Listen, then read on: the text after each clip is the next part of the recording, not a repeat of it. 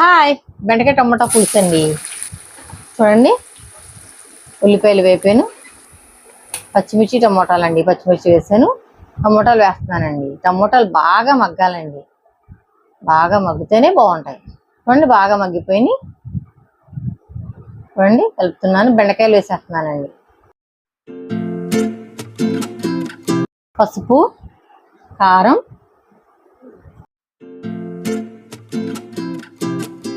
గోంగూర అండి. గోంగూర paste, boil చేసిన గోంగూర paste వేసి కలుపుతున్నాను. అండి మసాలా పౌడర్ అండి, కొంచెం అండి, అర స్పూన్ కూడా లేదు, కొంచెం చిటికెడు చూడండి వేసి బాగా కలపాలి. చూడండి, కారం వేస్తున్నాను. గోంగూర కదండి, కారం పడుతుందండి.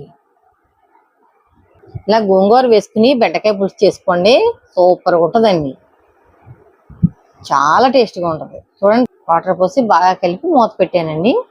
చూడండి ఎంత బాగా ఉడికిందో. ఎగ్స్ బాయిల్ చేశానండి, ఈ పులుసులోనే వేసేయచ్చండి. గుడ్లు బెండకాయ పులుసు చేయొచ్చు, వారం అండి.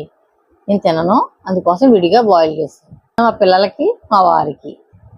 చూడండి, పులుసు బాగా ఉడుకుతుంది. రైస్ కూడా పెట్టానండి, రైస్ అయిపోయింది. పాలు కూడా మరిగినాయండి, అయిపోయిందండి పులుసు. చూడండి, సూపర్గా ఉందండి. సరేనండి, బాయ్ అండి.